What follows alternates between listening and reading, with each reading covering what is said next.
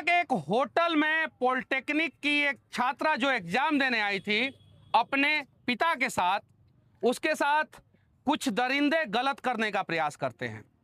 अभी उस छात्रा के पिता हमारे साथ हैं और हम लोग जेपी गंगा पथ पे हैं। डीजीपी साहब से मिलके आए हैं ये, और एसपी साहब से भी मिलने गए थे। अब इनसे हम लोग जानने का प्रयास करेंगे कि आखिर इनकी लड़ाई कहां तक पहुंची और पटना में बेटियां कैसे सुरक्षित होगी, बिहार में बेटियां कैसे सुरक्षित होगी, और उसके लिए ये क्या प्रयास कर रहे हैं, अपनी बेटी को इंसाफ दिलाने के लिए ये क्या प्रयास कर रहे हैं।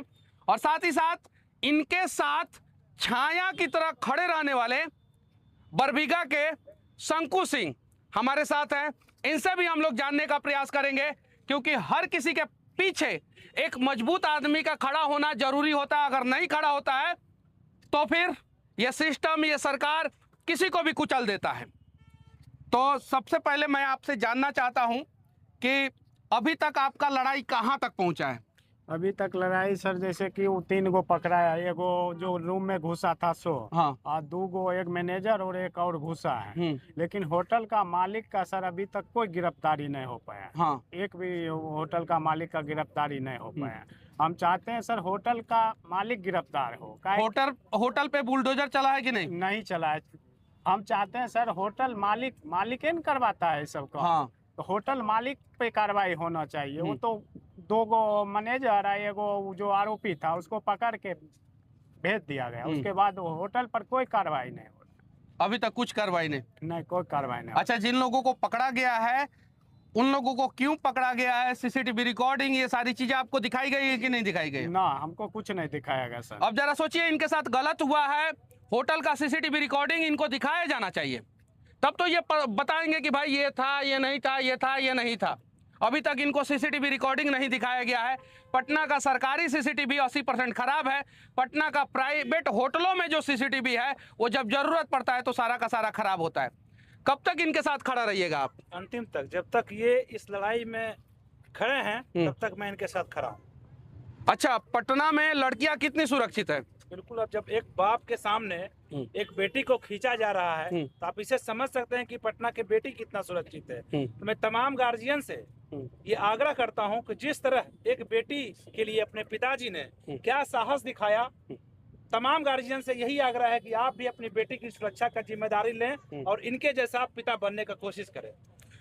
अगर ये चाहें तो आज का आज वो जो सिस्टम, वो जो लोग इन्वॉल्व हैं, वो लोग 25-50 लाख रुपया दे देंगे और ये शांति से अपनी बेटी का भविष्य उस पैसा से बना सकते हैं।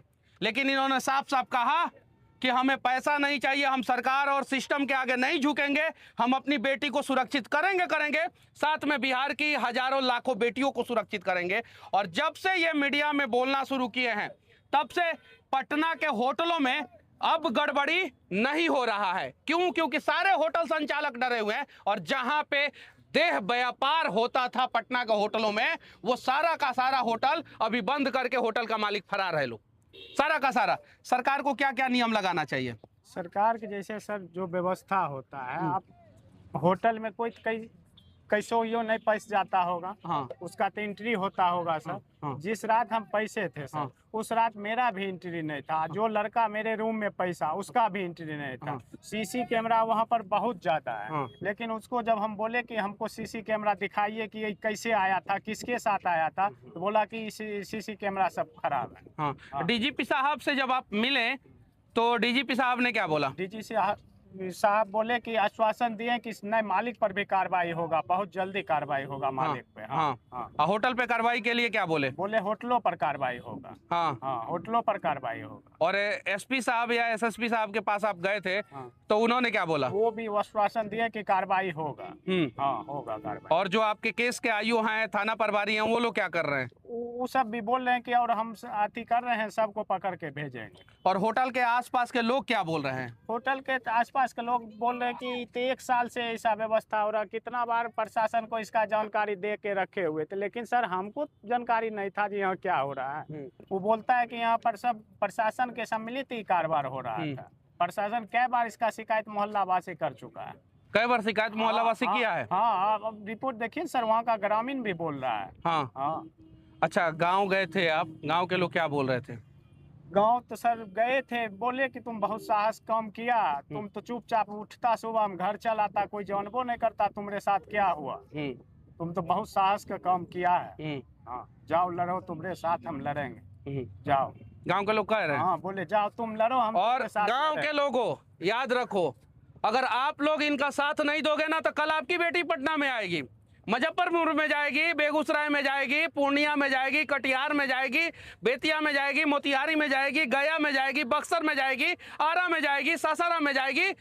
सुरक्षित है आपकी बेटी? सर, अगर सुरक्षित नहीं है तो इनका साथ दीजिए। सर जिस रात को हमको हमारे साथ घटना घटा, सुबह में हम उठते, वहाँ से चल जाते, परीक्षा दिलाते, घर चल जाते, ये सब कोई नहीं जानता मेरे साथ क्या घटना घटा, हुआ कि नहीं हुआ, क्या नहीं। हम किसी को बोले तब न जाना, तो हम तो चुपचाप घर जा सकते हैं, लेकिन हम सोचे कि जो घटना मेरे साथ आज घट गया, इससे पहले भी यहाँ घटता होगा और आगे भी घटेगा अगर हम चुपचाप चले जाएं। इसलिए हम इस मुद्दा को दबाए नहीं और उठाए कि ऐसा और किसी माने समाज के साथ, बिहार के बेटी के साथ ऐसा आगे कभी ऐसा नहीं होना चाहिए। नहीं तो हम तो चुपचाप घर जा सकते थे, कोई जानबो नहीं करता मेरे साथ क्या हुआ नहीं हो। आप दिनकर की भूमि से आते हैं जी, और वही दिनकर जो जवाहरलाल नेहरू जी ने राज्यसभा सदस्य बनाया था, और जब वो गलत थे तो उनके खिलाफ भी उन्होंने बोला था। और मैं सिर्फ बेगूसराय के लोगों से नहीं कहना चाहता हूँ, मैं पूरे बिहार के लोगों से कहना चाहता हूँ कि आप लोग इनका साथ दीजिए। अगर आप चाहते हैं कि आपके घर में अगर एक महिला है, एक बेटी है, एक बच्ची है और वो बिहार में सुरक्षित हो, तो साथ इनके खड़ा होना होगा। और मैं सरकार से भी कहना चाहता हूँ कि ये लापरवाही सिस्टम की है, ये लापरवाही किसी विधायक, सांसद या मंत्री की नहीं है। लेकिन अब इस लापरवाही के खिलाफ अगर आप लोगों ने साथ नहीं दिया इस परिवार का, तो फिर सरकार की भी लापरवाही कहलाएगी। तो अगर पटना में उस होटल पे बुलडोजर चलता है तो यकीन मानिए अगला 2-3 साल तक, 4 साल तक, 5 साल तक पटना के किसी भी होटल में किसी भी लड़की का चीख पुकार नहीं निकलेगा, यकीन मानिए। और ये करने की जरूरत है कि नहीं है? बिल्कुल। ये अगर हमारे मुख्यमंत्री जी उस होटल पे बुलडोजर चलाते हैं तो ये बिहार में एक मैसेज जाएगा कि आगे से किसी भी लड़की के साथ कुछ गलत होता है तो हमारे होटल पे ही बुलडोजर चलेगा। तो मैं सम्राट चौधरी से आग्रह करता हूं, अभी मौका है आपको दिखाने का कि हम मुख्यमंत्री बिहार के बने हैं तो हमको क्या करना है।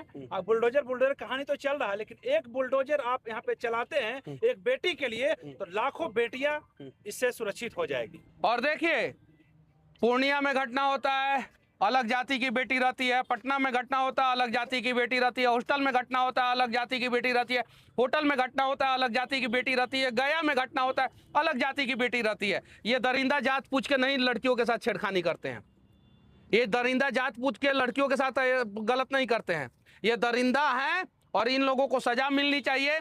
और उस होटल की सारी जानकारी सरकार के पास भी है, उस होटल की सारी जानकारी थाना के पास भी है, और वहाँ के स्थानीय लोग बता रहे हैं, चीख चीख के बोल रहे हैं कि यहाँ पे गलत होता था, गलत होता था, गलत होता था। तो अभी तक होटल संचालक का नाम आउट क्यों नहीं किया गया है?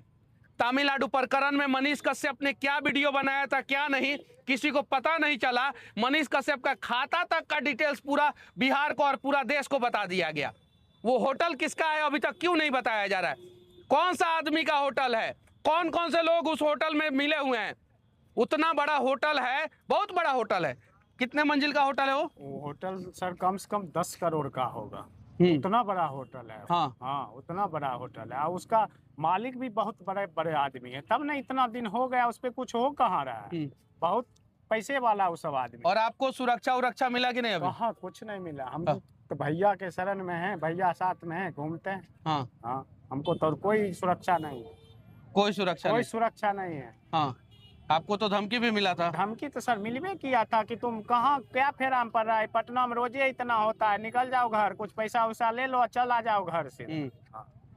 ये देख रहे हैं इतने सारे लोग आपके साथ खड़े हैं, ये देखिए सर हौसला है उसी सब देख के। बहुत आदमी हमको फोन कर रहे हैं कि तुम्हारे साथ हम तन मन धन से साथ हैं, तुम पीछे मत, तो तुम काम बढ़िया, जो काम किया है बढ़िया है, करो, हम करते रहेंगे सर, पीछे हटने वाले चाहे कितना फोन के धमकी दे, कुछ करे, उससे हम डरेंगे नहीं। हम बेगूसराय से पटना हाईवे करेंगे, वो उतना बड़ा आदमी है तो खून करा देगा मेरा, और क्या करेगा, लेकिन केस छोड़ थोड़ी देंगे। अभी हम कोई लड़ेंगे। मंत्री या मुख्यमंत्री से मुलाकात हुआ कि नहीं हुआ? मंत्री उनसे मिले थे, किनसे? अशोक चौधरी जी से। अशोक चौधरी हाँ। जी से क्या बोले अशोक चौधरी? आश्वासन दिए कि कार्रवाई होगा, उस पर बहुत जल्दी कार्रवाई होगा। हाँ आश्वासन दिए? हाँ आश्वासन दिए। तो वो तो आपके क्षेत्र के नेता नहीं है? नहीं नहीं है। आपके क्षेत्र के नेता कोई मिले कि नहीं अभी तक? हमारे क्षेत्र का नेता गिरिराज सिंह है, लेकिन फोन से बात किए थे, उसके बाद कोई संपर्क नहीं किए।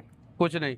आपके यहाँ के विधायक अभिषेक आनंद जी हैं, हाँ। वो भी फोन से किए थे, हाँ, क्या हाल है, बस इतना पूछे हो गया। उसके अलावा कुछ नहीं? उन लोगों की परिवार के सदस्य सुरक्षित है ना? हाँ तो बड़ा बड़ा नेता है, उनका क्या है, वो सुरक्षित ना है तो। बिहार में कभी किसी नेता की बेटी के साथ कोई छेड़खानी करता है क्या, या कोई नेता का परिवार के साथ कोई गलत करता है क्या? नहीं। तो अगर आप चाहते हैं तो आपके घर की महिलाएं सुरक्षित हो तो अरवा उसना चावल से थोड़ा ऊपर उठिए, और हो सके तो अब इनके लिए आवाज़ उठाने की जरूरत नहीं है। अब आप लोग अपनी अपनी बेटियों के लिए आवाज़ उठाइए, अपने अपने घर की महिलाओं के लिए आवाज़ उठाइए। महिला सुरक्षा की बात की जाती है, 33% आरक्षण की बात की जाती है। बिहार में सरकार में बहुत सारी महिला नेत्री हैं, बंगाल में जाके कहती हैं डर लगता है, केरल में जाके कहती हैं डर लगता है। बिहार में वो महिला नेत्री आप लोगों से संपर्क की कि नहीं किया? कोई नहीं, कोई भी नेता या कोई महिला नेत्री भाजपा की जो दिन रात ढिंढोरा पीटती है बेटी बचाओ बेटी पढ़ाओ, लेकिन किन्हीं एक ने भी, ऐसा नहीं है कि हर कोई लोग मुझे नहीं जानते हैं, लेकिन किन्हीं के द्वारा कोई कॉल नहीं आया है सहानुभूति के लिए कि आप लड़िए, हम आपके साथ हैं। अब इस नारा से क्या साबित होता है कि आप अपने प्रचार प्रसार के लिए सिर्फ ये नारा देते हैं, बाकी कुछ नहीं है इस नारा का मतलब। आपको अगर इस नारा का कुछ मतलब होता तो आप इस बेटी के बाप के साथ खड़े होते। और इतना अच्छा आप ये जो प्रोपगंडा चलाते हैं, अभी तो बहुत अच्छा मौका आपके पास था कि एक पिता के साथ खड़ा होते, पूरा बिहार आपके साथ खड़ा हो जाता, लेकिन ऐसा कुछ नहीं। किन्हीं लोगों ने एक अशोक चौधरी जी के पास में इनको ले गया था, उन्होंने तुरंत आईजी को फोन किया और उसी दिन 2 घंटा के अंदर उनके रिसेप्शनिस्ट को और उनके मैनेजर को गिरफ्तार कर लिया गया। बाकी किन्हीं के द्वारा कोई मदद नहीं किया गया है। अशोक चौधरी जी इसमें काम किए हैं, अच्छा काम किया है। जैसे ही मैं गया, धन्यवाद है अशोक चौधरी जी इस प्रकरण के लिए आपको, जो आप इतना अच्छा काम किए हैं।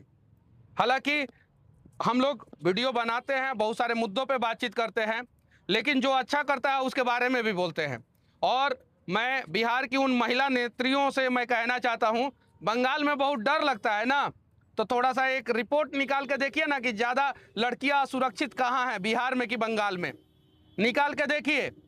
बंगाल जाके भाषण दे देती हैं आप लोग, केरल में जाके भाषण दे देती हैं, और बिहार में पटना में है ये, और पटना में इन्हीं का टैक्स के पैसा से आप लोगों को आवास मिलता है, इन्हीं के टैक्स के पैसा से आप लोगों को सैलरी मिलता है, गाड़ी में डीजल भरवाने के लिए पैसा मिलता है, गाड़ी मिलता है, और इन्हीं से आप लोग आके नहीं मिली है।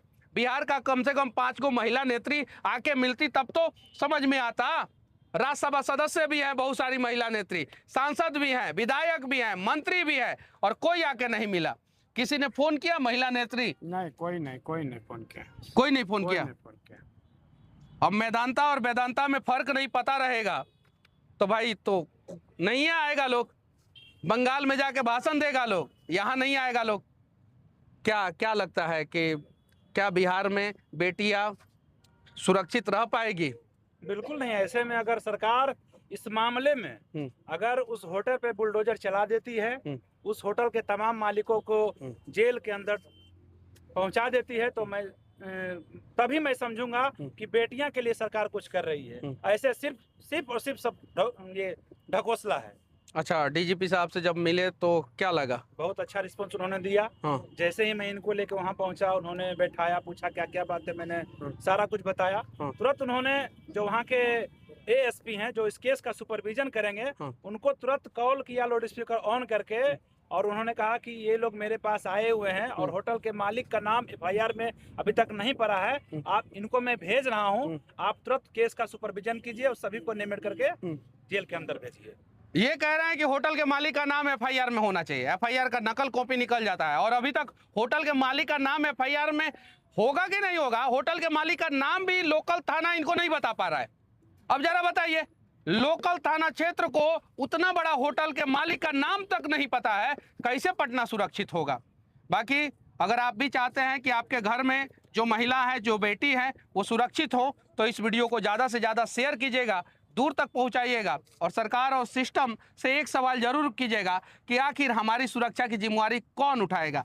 आखिरी में आप बिहार के लोगों को क्या कहना चाहते हैं? बिहार के लोगों को क्या कहेंगे, बिहार को सर हम क्या बोले, हमारे साथ तो जो घटना हुआ रात में हुआ, हम सुबह में चल जाते, कोई नहीं जानता। हम तो बिहार के बेटियों के लिए आवाज उठा रहे हैं। मेरा घटना तो हम सुबह में उठते, परीक्षा दिलाते, घर चल जाते, कोई नहीं जानता। लेकिन हम तो मामला बिहार के बेटियों के लिए उठाए कि आगे ऐसा घटना किसी के साथ ना घटे।